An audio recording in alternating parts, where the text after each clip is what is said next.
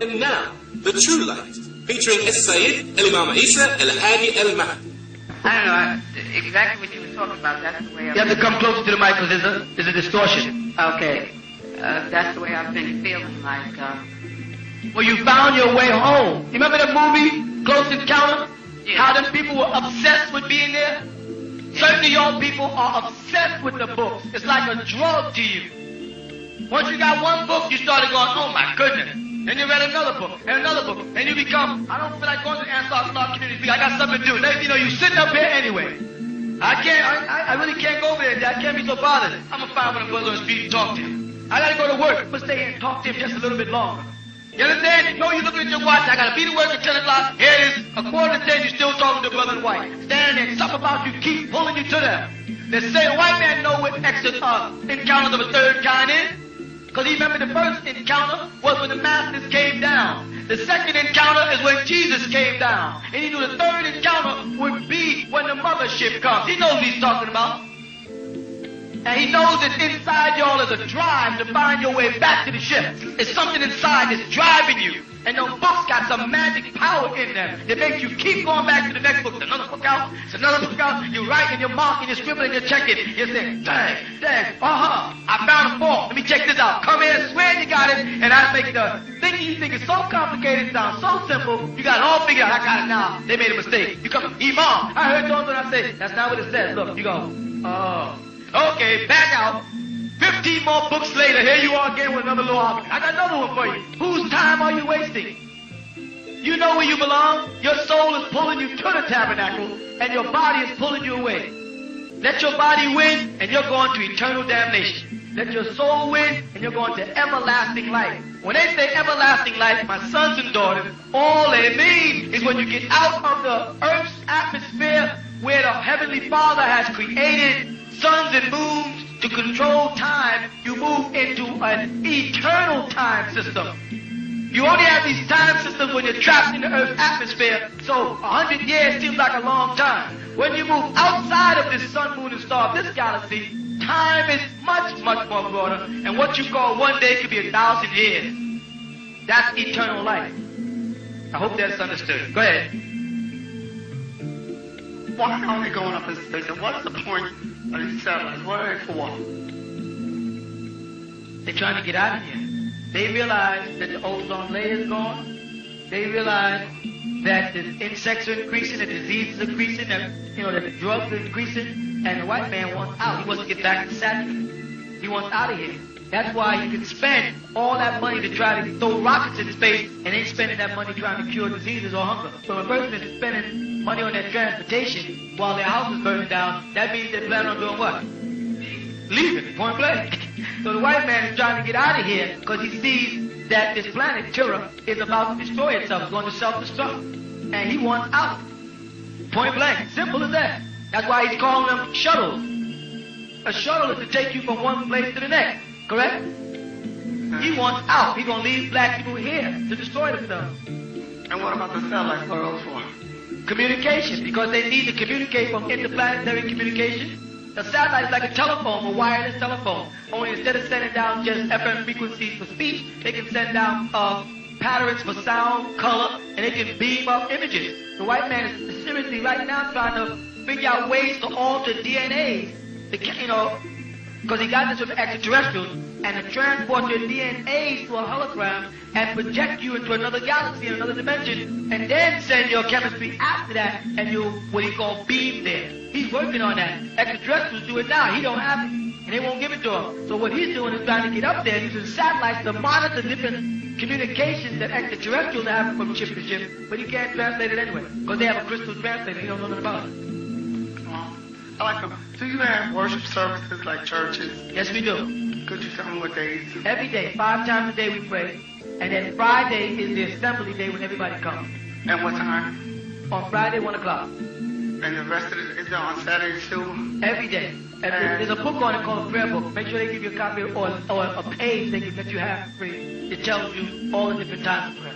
Do you have to wear any certain kind of clothing? Yes, you should be dressed in white because it's the garb the angels always appear in. It's the garb that Jesus appeared in. It's the garb that the angels appeared to Jesus in. The garb that Moses wore. So it's a symbol of, going before the Lord dressed properly, as Jesus mentioned in Matthew, right? About being prepared for the bride at the wedding. So there's a specific garb, a white robe. And if you don't have one, but I don't know how to make it. Tell the people outside. I said when you go outside, you can have one. The gift. In reference to seraphim and cherubim, this says that maybe the seraphim know that you might be a good angel. You have to speak again. Okay. In reference to a seraphim and cherubim. A seraphim and a cherubim, yeah. Okay. Just like the seraphim might know that you might be a good angel, just like do the devil also know that you want to be, will they also try to pull you a different way? Yes, but how they do it is through your halo, your aura. See, when you think negative in your inside, there's lights around your body that changes color. And when these evil demons, they see this aura changing, these evil suggestions around you, they're magnetically drawn toward that. And they don't have to hover above your head. But 3 seconds to 3 minutes, when they can figure out how your brain waves work and assimilate themselves into your physical composition, and from there on start influencing you to start doing negative things. Like I received letters from people saying that they looked up my sign and my time of birth and things. And they want me, there's one place downtown they wanted me to come to test me out. They said not to tell to anybody about it. You'd be crazy if you went. Oh, I wouldn't. No, do it. Send it back the letter and say, and put on the letter, ha, ha, ha. And send it back. And also, will they work through your children? Huh? Will the cherubims also the devil work through your children? Yes, they will. If they can't get to you, they will get to your parents. They'll get to your kids. They'll get to your pet. They'll do anything they can to get you. Even though you can have like a person that you know might be a Muslim and they also will talk against. The word Muslim don't mean nothing if it ain't coming from the heart and practice. A lot of people say they're Muslim, but then you turn around and see if they pray 5 times a day. I'm a Muslim, but I don't pray because I don't think that's necessary. I'm a Muslim, I don't live in the community because I don't like what they do. I'm a Muslim, I don't wear no veil because I don't think that. Then you ain't no Muslim. A Muslim wears certain things, the Quran says. A Muslim does certain things. If you don't have a badge, and you don't have a gun, and a blue suit, and you're not registered with the penal system, you ain't no cop. You can walk around telling people you're a cop all you feel like. I'm a cop, I got a gun. I went and brought a badge, but they'll get you for impersonation. And on Yom Kippur, more people are going to be got for impersonating Muslims than they're going to get for being sinners. Those impersonators are the ones going to really taste hell. Saying they're Muslim out their mouth and not living up to what their hearts know they should be doing.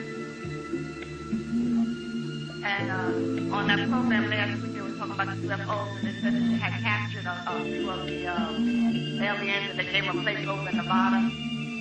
I was wondering, are these extraterrestrial beings, are they good ones, or why would they? I'll tell you this, extraterrestrials are now communicating with Amorites or Canaanites because you have no power and y'all don't want to change.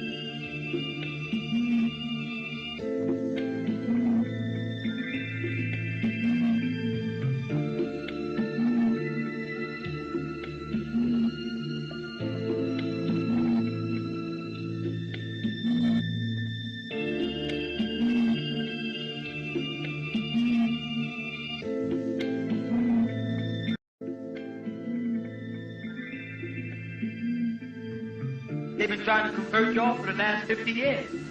They sent all kinds. Elijah Muhammad. What's the first thing Farrakhan said when he came back from Libya? I saw the Honorable Elijah Muhammad in a UFO. Right? That's what Farrakhan taught. That he saw the messenger in a UFO. Right? What is the messenger to you? There's a mothership. A mother plane. And all of them were teaching the same thing I'm teaching all the ones that know. Them Sunnis don't know what they talk about. They talk about some God in heaven. They talking Christianity. The ones who know are talking to you about extraterrestrials. And are y'all listening to the extraterrestrials? No. Are y'all listening to Minister Louis Farrakhan? No. Are you listening to all of that? No. But Malcolm X, y'all listen to. Somebody went over and got brainwashed by the devil. You know what I'm saying? So y'all are asking the extraterrestrials to communicate with y'all, but then you don't want to communicate with them. And I want to ask a question, but the brother asked me, why do we keep Malcolm X's picture on the wall? Correct? If we don't agree with things he said. I don't agree with everything Marcus Garvey said either. I don't agree with everything that a lot of people say. I don't agree with everything Noble Duality said either. But these were still prominent black leaders. And in some form or fashion was affiliated with Islam. And I think our children should lead some black examples so we teach them about these different things. No, I don't have to agree with your philosophy to respect you. I can respect you for who you are without agreeing with everything you teach. You understand what I'm trying to say? So I respect Malcolm X as the articulate speaker he was and about his initial goals to help black people. I respect that. And I will teach my sons about that part of his nature. I'm not going to go into how he went bad in their class. That's for us adults who know better. You understand what I'm saying? But the white man will eliminate all of our black ladies. He made Malcolm X look bad to the nation of Islam. And he made Dr.Malachi Muhammad look bad to people who follow Malcolm X. So what happens in the long run, two black images is pulled down, and another white image. They'll never take their face off them dollar bills of their leaders. But they figure out a way by the time one of our black leaders leave for us always to dislike it and pull his picture down. So that we don't have no black images. But they will keep, they got people on the dollar bill that's been on there for George Washington, Abraham Lincoln, and these guys, you understand what I'm saying? They will keep their images in our mind for superiority purposes. So that's why I'll keep that picture on the wall. But I will teach them about the good things that Malcolm X said did. And when he got weak and fell victim to the devil, that can happen to anybody. Understand my feelings that way.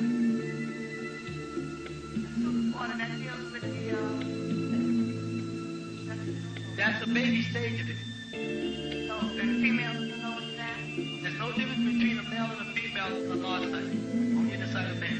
We want to keep women feeling that there's some kind of form of inferiority. Because in the spiritual realm, women are just as great as men.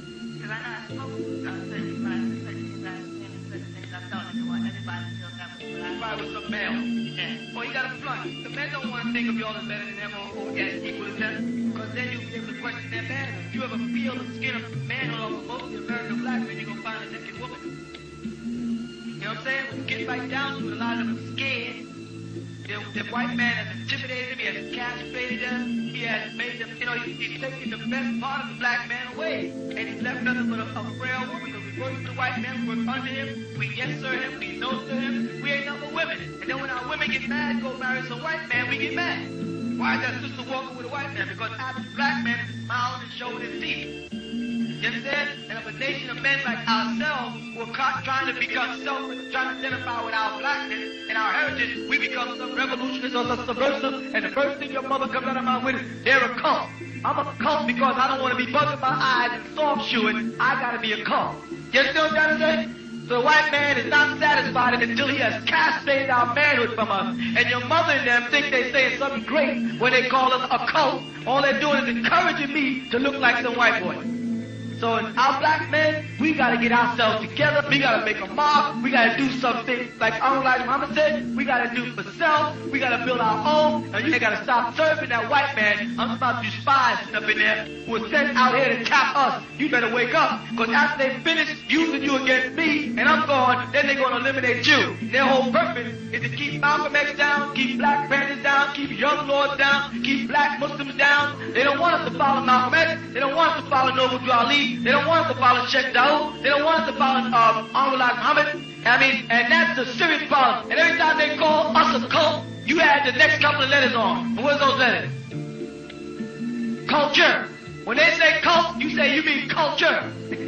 That group is a cult. You say, no, you mean a culture. Because we are affiliated with a people who have been there for thousands of years. This ain't no cult made up in America. This is the custom, the dress, the dance, the marriage ceremony, the birth ceremony, the language, everything you're taught as an Ansar law has existed before Billy Graham and all of these Christian preachers came about. This organization thriving. Say, we're not no cult, we are a culture. And the white man don't want a black man to have any culture except what he taught it.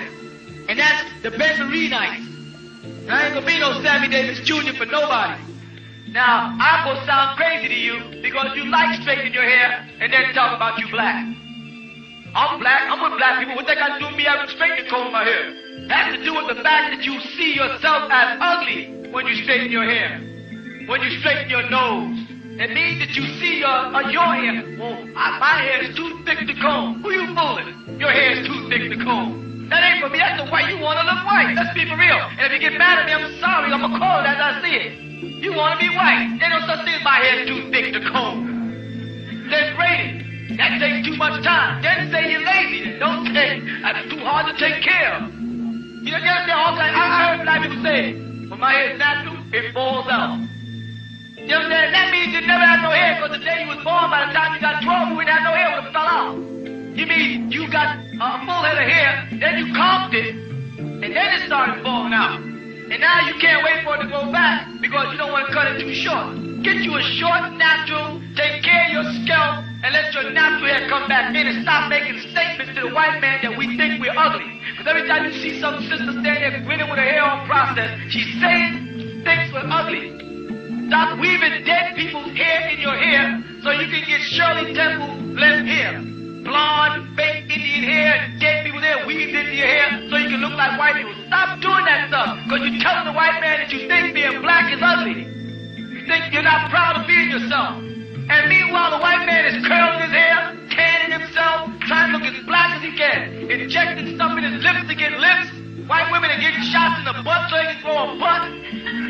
Meanwhile, black women are weaving dead people's hair and putting on light powder. You see a black woman got light powder on their face, see old black neck sticking up there. The whole face is light skin, the neck is chocolate color. Got all this straightening combs burned in. Please stop trying to look like a white woman, because we are the most beautiful people in the world. We don't need makeup, we got natural blush. Ain't nobody like us. Like Elijah Muhammad said, black can create any race, and no race can create blacks. Everybody comes from us. Be proud of who you are and what you look like. And let him know you're proud of it. Say, this is me, and you can't deal with me for what I am. And if your man looks at you and sees you with your hair natural and sees you as ugly, you got the wrong man. He's settling for you, because he's looking at you and seeing you as a white woman. You see? If he got to look at you and your hair shoulder length and straight, say, darling, you pretty. What he's really saying is, darling, the white woman is pretty, and you're doing a pretty good job of looking like her.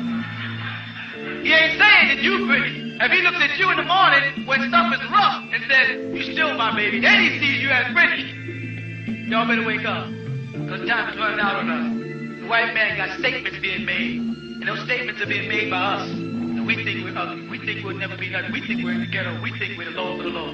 We can't get nothing done. We got to get together, and we got to get together fast. If you're here and y'all are waiting for the Messiah, Jesus, to come, I want to know, you really think y'all will have straightening combs in heaven?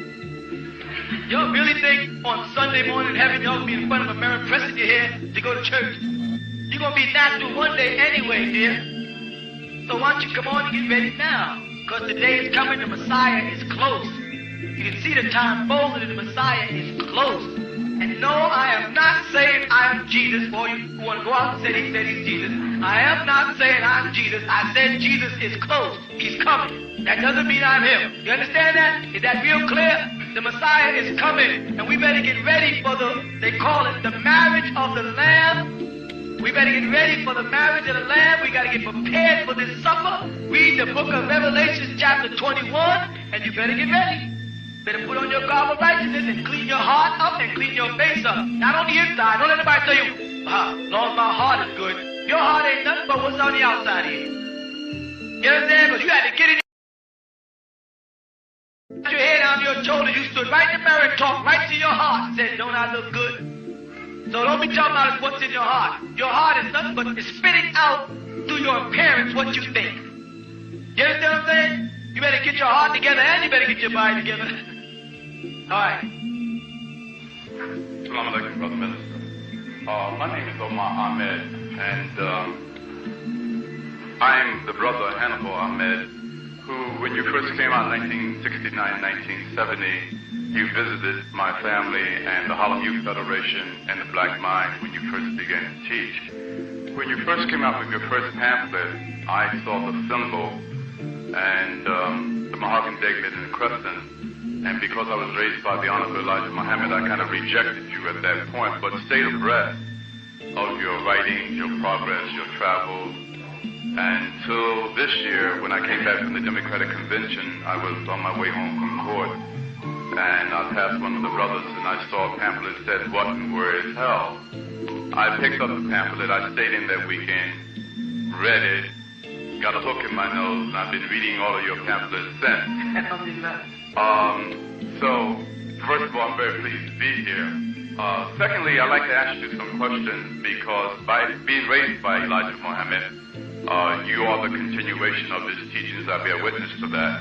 And there are some things I'd like to ask you concerning the mother plane first. The first question. Elijah Muhammad taught us that the mother plane was a mile by half mile and that it was put up by Orientals. He specifically said Japanese, and that it was Japanese who are piloting them.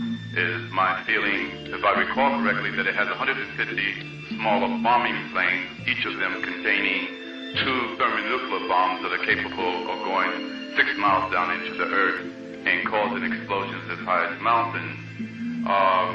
I read in your pamphlet when you talked about the mother plane, you indicated or alluded to the fact of them being piloted by either extraterrestrials or people here on the planet. Could you, for me, please, make that clear, your understanding on the mother plane? Yes.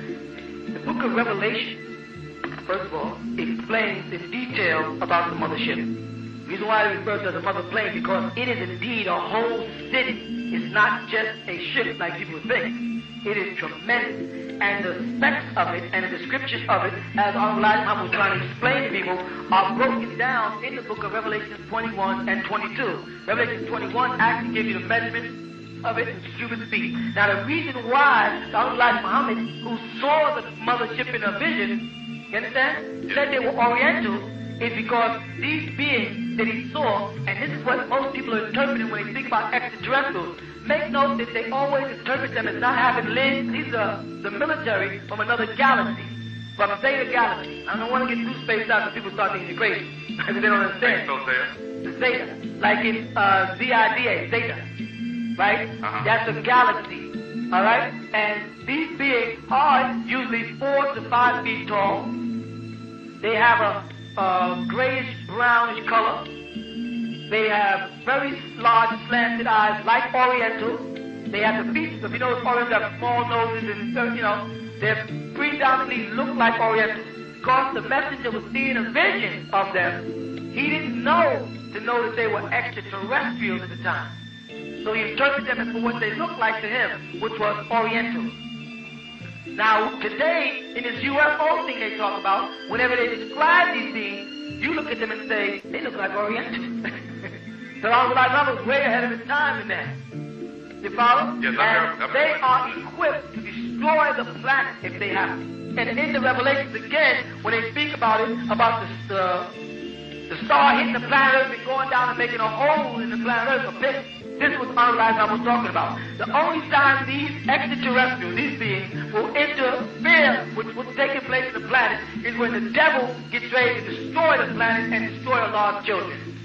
Then they will intercede on the behalf of the righteous, like Honorable Elijah Muhammad taught. And they know all the righteous, and they will call them by their name, and they will respond, and they'll be taken up into the ship.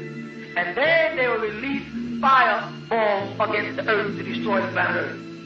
And it will not destroy anything except those things who do not have Allah's seal of righteousness on. That's what they're talking about. This is what he was talking about. He was talking about the doomsday. And if we went to Revelation 21, we'd see, and I saw a new heaven and a new earth. That's what Honorable Elijah Muhammad would say. He would refer to paradise as hereafter.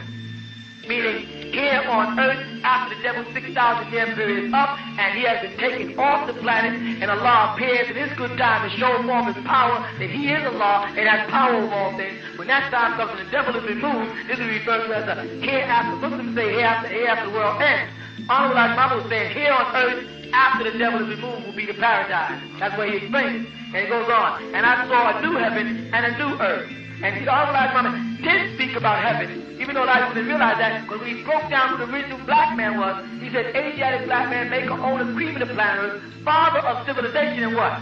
God of the universe. So he didn't know about a heaven, but he was talking about a kingdom, which is a ship, not no spook heaven, where people going to go sit not next to no white God, or no, that Christianity and devil mentality he called a lie. That's how he was talking about reality. But he couldn't tell them about extraterrestrials. They already thought the message was crazy. But he was saying that we're an Asiatic black man. We're the original people. He was starting to speak about extraterrestrials and UFOs and motherships and little ships coming out. Man, the white man would have written them off as enough black people. If the white man writes them off as crazy, what do they say? He must be crazy. So the message was preparing them so when I come, I will be able to continue some explanations. Plus, he knew that the news media, by that time, would have to reveal certain truths that would make black people. Now when I mention extraterrestrial UFO, black people don't freak out because now y'all believe they exist. Why? Because the white man, it's not necessarily you, but a whole lot of people in there. So let's see what happens in number 21 of Revelation. And I saw a new heaven and a new earth. For the first heaven and the first earth was what? Passed away. That is hereafter. If you don't say it, that's all I was talking about. Hereafter. Whether all the duties in the world want to bear witness or not, the truth is truth. Then he said, had passed away, and there was no more sea. Now check that. And then what did John say? And I, John, saw the holy city, the new Jerusalem, which means city of peace. I'm talking about the meaning of Jerusalem and what it means, founder of peace. Remember that? Yes. Coming down from God out of heaven. out of heaven, prepared as a bride adorned for Her husband. You see that? He spoke about the MotherShip coming. It's going to be prepared for us, and we got to be like a husband, ready to wedlock into this city, ready to go to it and live with. Let's go on. What it say? And I heard a great voice out of heaven say, Behold, the tabernacle Which tabernacle is temple, Hakai, of God is with man. and He will dwell with them. that's why the Holy Mama said Allah will come in his own good time and show forth his power. He's all wise. Because it says he'll be in that temple with them. He'll dwell with them. You see that? Go ahead. And they shall be his people. And God himself shall be with them and be their God. Holy Mama wasn't making nothing up. Everything he was telling them was right in the scriptures. They just couldn't relate to the scriptures. And he had to take them, what did he say? It's a baby stage. I got to take y'all gradually by the hand and walk y'all through. He couldn't unload all that too. If Honorable Elijah would have unloaded all the things he knew, the white man would have spent his whole time trying to kill him. Because he thought Dr. Martin Luther King knew something and killed him. He thought Malcolm X knew something and killed him. He thought when Clarence 13X broke off from Honorable Elijah Muhammad and started preaching in Harlem, they said, uh-oh, there goes the law. You know, they thought he was real. They killed the man. Just to prove that he's not a law. That's how they work. But we read this whole book of Revelation 21, it'll tell us. And God shall wipe, when they say God, we know they're talking about Allah, shall wipe away all the tears from their eyes. What do he say? I give all I have, and what? All I have, because I've waited for 379 years for this day to come when the devil will be taken off the planet. When they said, what's going to happen? What's going to happen? The devil will move from the planet and say, I give all I have and all that was in my power to see this which I waited so long for. That means the tears and the suffering when the devil's time is up will be wiped away from your faces, wiped off your eyes. You cry no more, it says right here. And God shall wipe away the tears from their eyes, and there shall be no more death. Neither shall there be sorrow, nor crying, neither shall there be any more pain. For the former things, this old world, the world of the devil, in its 6,000 years, what? Are passed away. And he that sat upon the throne said, Behold, I make all things new. That's what our life Mama said. It's going to be a new one without the devil. And he said unto me, Write, for these things are true and faithful. He goes on, and he said many times he said this. Allah describes the crystal city. And it speaks about the doors of the city and the temple and the angels' names on the door. When he speaks about the angels, he's talking about the 24 elders. We know what he's talking about. And the master. He spoke about it many times, but I don't want to go through the whole thing at this late hour, but everything he said in them writings was true. And it can be found right here in the scriptures. He just knew that a man would come who would be able to explain it. Many men came between me and him, but couldn't explain it. They couldn't take the teachings back to the scriptures and make it confirm itself. Because he said a Muslim is all wise, right, and exact. No hypothesis and approximation no more. All fact. So when the Arab world looks at it, I can say this is what he's talking about. When he said Allah came in a personage, he knew what he was talking about. Allah put his spirit into man, and man became a living soul. What did Allah Muhammad said about Asia? You are the original man. You are Allah, supreme being, the black man of Asia. He didn't only mean Master Prophet Muhammad. He meant Master Prophet Muhammad was the supreme being. all of y'all were divine beings, all of y'all were Allah, but Master Muhammad to him was a supreme being, the most intelligent, most all-wise man in his time, he said. But of course, the Sunnis want to interpret it and misinterpret it and make him look like he's blaspheming because they didn't understand what he was saying. You understand what I'm saying? They didn't understand the teaching, so they turned it around. There's a difference between being a being and a supreme being. He said, Master Muhammad came into the personage of Allah. You understand that? Yes. Christians accepted Jesus Christ as God in the personage these same people call Honorable Elijah Muhammad's name when he says the same thing. The reason I mention it is because on Friday, they had a 2-hour program on Channel 5 on UFOs. And they are calling for a congressional investigation because the government has kept the public in the dark about the existence of UFOs. So that was my question. You're right on it, too. That's exactly what that is. Those UFOs are your brothers coming for you. Right. The second part of the question, the Honorable Elijah Muhammad told us that the creation of Adam and Eve was actually the creation of the Caucasian. Although Adam and Eve were black, they were the beginning of the creation of the Caucasian, and that we had been here for thousands and thousands of years. Even they said trillions of years. Trillions of years. Before the white man. That's right. Trillions of years. And that recently the archaeologists have discovered bones and fossils and tools and cups and plates dating back 10,000 years right here in the Americas, right. And 10,000 years in Egypt, in Africa, right. And other places. And the archaeologists and the anthropologists have found the fossil that they call Lucy that dates back 4.5 million years. That's right. And the thing about that is, when Honorable Elijah Muhammad said Adam and Eve was the white race, remember, whenever you ask the white man, how old is the earth in the Christian preacher, he says 4,004 years old. Right. If you go back from Jesus 4,004 years old, you go back to the birth of Canon. Exactly. So Canon was there, Adam and Eve. You see? Because they're basing that on Bible time.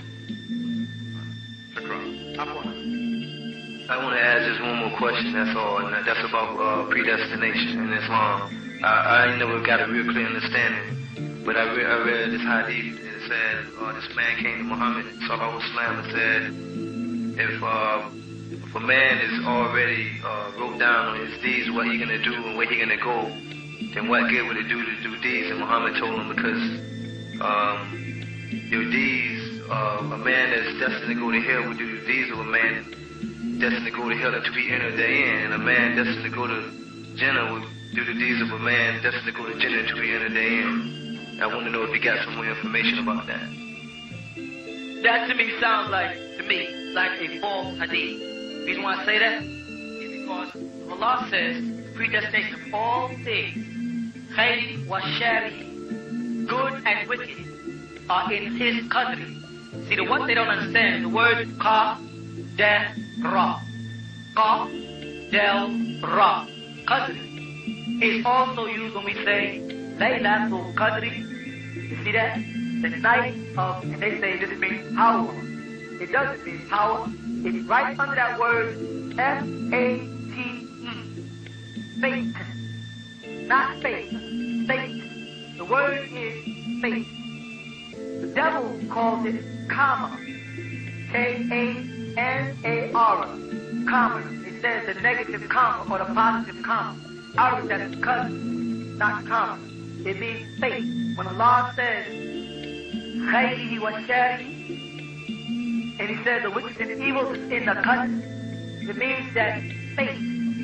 Now, predestination is in the hands of faith. You understand? There is a right way to walk. Those people get where they're going even if they live. So faith has it that man can get from one place to the next. So there is a law on how he should walk, right? People who are deformed live, but they still get where they're going. They slow. Allah says it is destined that you left Him, and unto Him you will return. So it's in every man's faith that he should return to Allah. But He also says, I've also put in the midst of you Shaitan, the devil. And if you listen to him, he will alter your faith. Your faith is to be back with Allah. You see what I'm saying? But if you listen to the devil, he can alter that faith and you'll go toward the Sherry and not the Khayr. You go from the good to the evil. That's what it is. Predestination. That is faith, the path to Allah. And to get back to the bosom of Allah is every man's faith. But there's a price you have to pay to do that. And that price is surrendering. You see? That's where Sallallahu comes in. That price is surrendering to Allah. And if you surrender to Allah, you'll be in peace and be classified among the faithful and be on the Sirat al-Mustaqim. Right?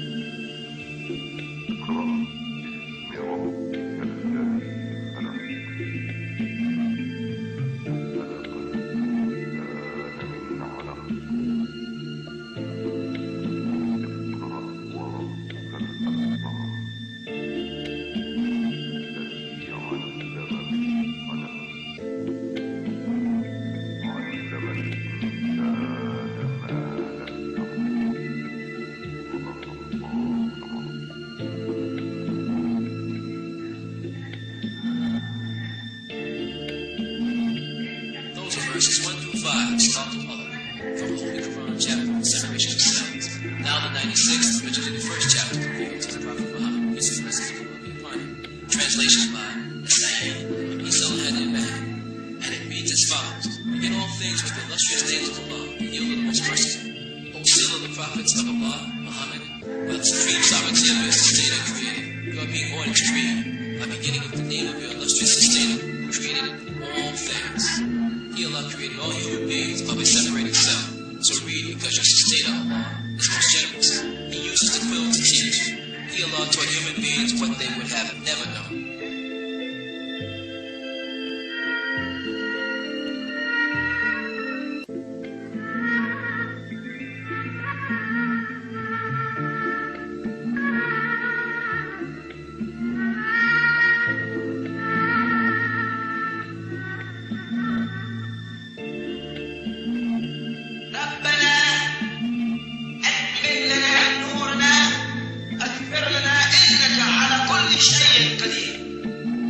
This is from the 66th surah of the Holy Quran, the 8th verse, and reads, O Sustainer, complete for us our light, and forgive us, for sure you have the power